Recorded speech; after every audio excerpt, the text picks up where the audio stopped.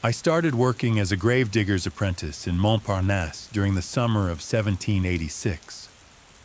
I was 17 and had no family left, so the job was more necessity than choice. At the time, Paris was beginning to empty its overflowing cemeteries.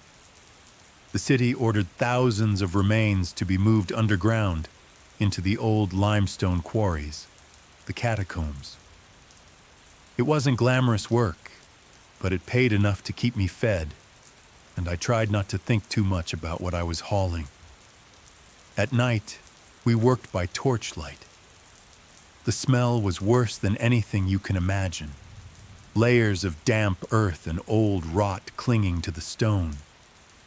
We'd wrap bones in cloth and lower them into carts, then follow a path down into the tunnels beneath Rue de la Tombe Issoire. There were no maps, just lanterns and memory. Most of the men didn't talk much, but some joked to keep the nerves down. One of the older workers warned me, half joking, to never whistle in the tunnels. Said it woke things up. I figured he was just trying to scare the new kid. The first few nights went quietly enough. The work was steady. The only strange thing I noticed was that some parts of the tunnel were colder than others. Not just chilly, but the kind of cold that settled in your bones. One night I found a section that looked freshly sealed with bricks, like someone had rushed to close it off. There were no markings, and none of the others seemed to acknowledge it. I didn't say anything, but something about the way the air shifted when we passed it made me uneasy, like a room behind it had just exhaled. A few nights later, I was sent down alone with a cart to finish stacking remains in a deeper section. The others were dealing with a collapsed wall near the entrance, and they needed someone small enough to move through a narrow passage. I took a torch and followed the path past the sealed section I'd noticed before. I paused there again. I don't know why, maybe just curiosity, but I pressed my ear to the bricks. For a few seconds, it was dead silent. Then I heard it, the faintest sound of scratching, like nails on stone, followed by a breathy whisper. I yanked my head back so fast I almost dropped the torch. I didn't tell anyone when I returned. Not that night or the next. But I started watching the other workers more closely. A few of them avoided that stretch of tunnel completely. They'd find excuses to take longer routes or shift duties. One man, Claude, told me offhandedly that the section beyond the sealed wall was cursed ground. When I pressed, he just shook his head and said there was an incident years ago, before the catacombs were even in use. Something that should have stayed buried, he muttered. I didn't sleep well after that. One evening, while we were stacking skulls into neat walls, the torchlight started flickering. Not just mine, but everyone's. The air got heavy, like we were too deep to breathe properly.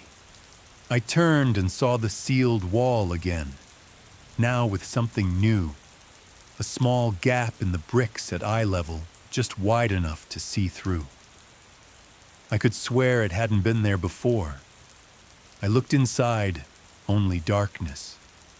But the scratching had started again, louder this time, like something was clawing its way forward. I stepped back, torch shaking in my hand, and realized I wasn't alone in noticing it. Claude had frozen too, staring at the wall. He just said, "It's waking up," then walked off without another word. The next night, I came back early, before the others. I don't know what I was hoping to prove, maybe that I imagined it all. But the bricks in that wall, they weren't right. I ran my hand along the edges, and I swear some were loose now. I leaned in again, listening. There was a whisper, clearer than before. It wasn't in French. It wasn't a language I knew. Just a low, rattling chant, repeated again and again. My torch dimmed for a moment, and in that blink, I saw an eye, something living, staring back through the crack. I stumbled backward and dropped the torch. The flame went out, and I was in total blackness. My heart was pounding, and I fumbled for the flint, but before I could strike it, I heard something slide out from behind the wall. Not a collapse, a deliberate movement, like a stone shifting slowly, carefully. Then came the footsteps, not loud, soft, dragging, and close. I held my breath. Whatever it was stopped just a few feet in front of me. I couldn't see it, but I could feel it there. Breathing, listening. When the others finally arrived, I was already outside the tunnels, sitting on the street near Place d'Enfer Rochereau, soaked in sweat and shaking. I never went back underground. I quit the next morning. Claude never showed up again either. A month later, there was talk of sealing off another tunnel for safety reasons. I kept my mouth shut. From that day on, whenever the tunnels or that sealed wall crossed my mind, the weight in my chest returned.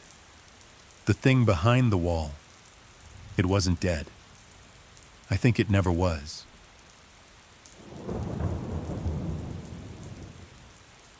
In the autumn of 1786, I was sent from Pula to a small village in Istria to investigate rumors of strange livestock deaths and reports of villagers waking with blood on their sheets. I was 29, a newly ordained priest, eager to prove to the bishop that I could handle duties beyond the parish. The journey by horseback took 2 days, winding through olive groves and terraced vineyards that glowed gold in the late afternoon sun.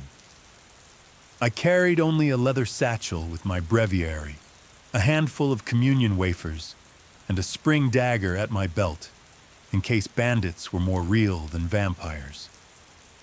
When I arrived, the village was tense. No bells tolled, no market day chatter filled the square, just hushed whispers in doorways and cattle tethered uneasily in their stalls. The local priest had fallen ill the previous week, claiming exhaustion from everything that had been happening lately. 3 cows, 2 goats, and an old donkey dead in just 5 nights. The villagers spoke of pale shapes seen at dusk near the cemetery wall, of distant howls that sounded like laughter, and of dreams in which they awoke with deep puncture wounds along their necks. I offered Mass that evening, but saw only a handful of women and trembling children in the pews. That night I set out to inspect the livestock. By the flicker of my lantern, I found the butchered carcasses laid out in the barn. Throats neatly opened, blood drained into shallow furrows in the dirt floor. No tracks led away, only the hoofprints of the animals themselves. I knelt in the red-streaked earth, recited a prayer of absolution, and watched the moon climb over the cypress trees. A sudden chill rose behind me, and I turned. In the doorway stood a figure, tall and still, its face obscured by the shifting shadows. Before I could speak, it vanished into the darkness beyond the barn's beam. The next morning, I questioned the villagers more directly. Most avoided eye contact and insisted it was wolves or thieves. But one old woman, Maria, pulled me aside. She said the dreams began after her second cousin, a farmhand named Antun, died 3 weeks earlier. Found slumped against the cemetery wall, pale as snow, no wounds. She said his body was buried hastily, without prayers, because the priest had been too drunk to stand. Since then, she claimed, her dreams were not her own. "He walks in them," she said, gripping my arm. "He smiles at me, like he's waiting." I asked to see Antun's grave. The cemetery sat on a sloping hill at the village's edge, surrounded by ancient stone walls. His was a shallow mound near the back, with no marker but a withered bunch of lavender tied to a stick. I brought a lantern and shovel after dusk, not wanting to draw attention. The soil was loose and damp, as if freshly turned despite the burial weeks earlier. As I dug, the smell of iron and rot rose quickly. Then my shovel struck something solid. I uncovered the wooden lid, pried it open, and froze. Anton's body was twisted unnaturally in the coffin. His eyes were open. His mouth was torn in a grimace, teeth bared. Worst of all, there were scratches on the inside of the lid. I slammed the coffin shut and said the Lord's Prayer aloud, louder than I needed to. Then I poured the entire vial of holy water over the grave and reburied him with shaking hands. I didn't sleep that night. At some point near dawn, I heard it. A soft tap at the wooden shutters of the cottage I'd been given. I lay perfectly still. When the tapping stopped, a whisper followed. I didn't understand the words, only that it came from no mouth, and yet I heard it clearly, right behind my ear. I waited until morning to speak with the village priest. He was an old, defeated man named Luca, who drank from a flask even as I questioned him. At first, he insisted the stories were superstition, but when I mentioned the scratches inside Antun's coffin, his hands trembled. He finally admitted that he had performed no rites for the dead in months. He claimed something had changed in the village. Dreams that bled into waking life. Livestock drained of blood, but with no sign of attack. I hear them at night, he muttered, walking past my door. I demanded to see the church records. That's when I found something that chilled me deeper than the grave. Antun was not the first. At least 6 others had died in the last year. All sudden, all without explanation. Most were young, all buried quickly. The names of the deceased matched the homes where nightmares were being reported now. I went back to Antun's grave that night with a torch, a stake, and a mallet. My hands were shaking. When I opened the coffin again, the body was gone. Just an empty box and deep gouges along the bottom wood. I left Istria before the next moon. I filed a report with the bishop's office, but I don't know if they ever read it. I don't even know if that village still exists. I've tried looking for it again on maps, but the name doesn't appear anywhere official. I've thought about what I saw, what I heard, the tapping, the whisper, the bodies that wouldn't stay buried. Sometimes, on quiet nights, I wake up with the feeling that something is standing at the foot of my bed, but I can't bring myself to look. I'm too terrified of what might be waiting.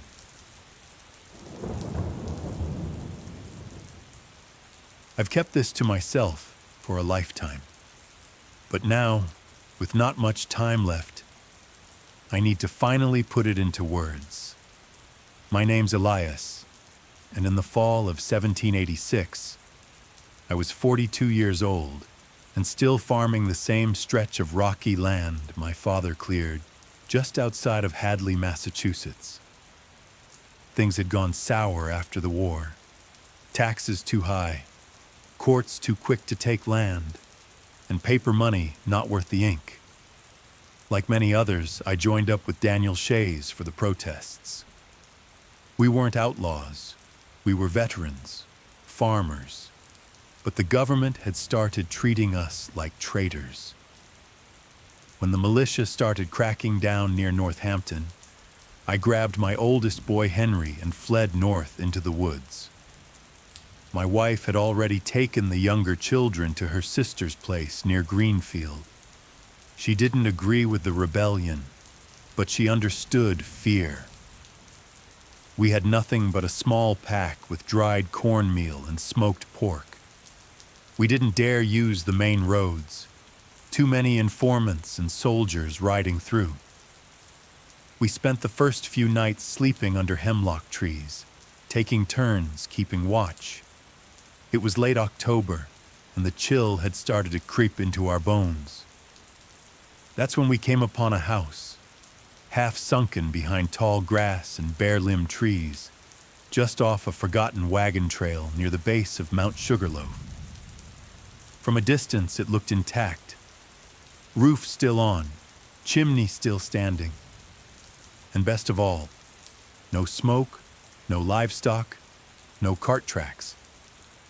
We figured it had been abandoned after the war, or maybe the family had gone west. Henry said we ought to keep moving, but I didn't see the sense in freezing when we had shelter right in front of us. The house was quiet, not boarded up, not broken, just left. The front door wasn't locked. Inside, it smelled like rot and old ash. Furniture still in place.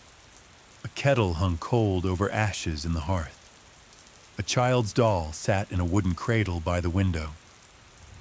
None of it made sense. If the place had been raided or seized, it would have been emptied. But everything was just there, like they'd left in a hurry and never came back. That night, we slept upstairs, wrapped in moth-eaten quilts, grateful for a roof. But before I drifted off, I remember hearing something outside. Branches cracking in the woods behind the house, like something was out there, waiting. The next morning, I went out early to check for tracks. The frost was thin on the grass, and whatever I'd heard the night before hadn't left a trail. Or maybe it had, and I wasn't sharp enough to see it. Henry was quiet, packing what little we had back into the bag. I told him we'd stay another night, maybe 2, until the soldiers moved further east.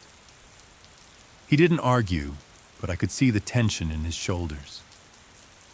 Inside the house, I started noticing little things I'd missed before. A full plate still sitting on the dining table under a layer of dust. A spoon halfway to a bowl of porridge turned to mold.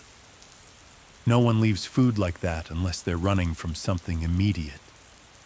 That afternoon, while Henry went to look for firewood, I climbed up into the attic to see if there were any blankets or candles. I found an old steamer trunk, and inside were clothes, letters, and a Bible with the name Rebecca written inside the cover. The letters were dated 1779 to 1781, nothing after. One was addressed to her husband, mentioning the presence and his eyes in the trees. Another said, "I will not sleep near the window anymore. I see the shape, even in daylight." I felt a weight in my chest reading that. I didn't tell Henry about the letters, just said there wasn't much up there worth hauling. That night, we built a small fire in the hearth, kept it low so no light would shine through the shutters. Around midnight, I woke to the sound of the back door creaking. Henry was still asleep, curled against the wall. I crept down the stairs slowly, not wanting the boards to groan. The door was open, not wide, just barely swaying. Cold air curled in through the gap. I stood still, listening. That same sound again, branches snapping, but this time closer. Too close. I shut the door and slid the bar across it. Through the side window, I could make out movement, tall, slow, not quite a man's shape, just beyond the tree line. Waiting. I didn't sleep the rest of that night. Every creak of the house, every groan of the timbers felt amplified.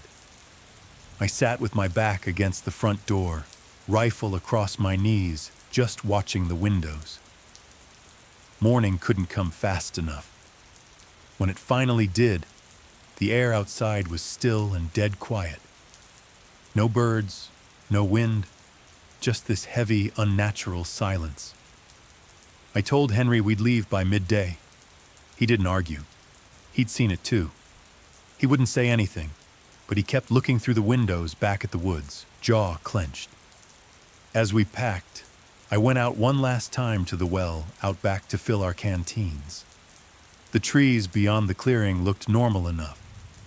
But then I noticed something about 20 feet into the brush. A crude figure made from sticks and dried grass, tied with twine. Not a scarecrow, not a hunting marker, something else. Something wrong. It was facing the house, and underneath it, half buried in the mud, was what looked like a strip of cloth. I knelt down. It was part of a child's dress, rotted and pale blue. I didn't touch it. I just backed away and told Henry to grab his bag. We left the house immediately, heading south along the back ridge trail toward Hadley. I never told anyone where we'd stayed, never even mentioned the house again. Not in writing, not to neighbors. Not even when the rebellion failed and everything fell apart. I still remember it vividly, though. That figure in the woods, the food left untouched, the letters in the attic, and that figure made of sticks. Whatever scared the family away didn't need weapons or fire, just time and eyes that never looked away.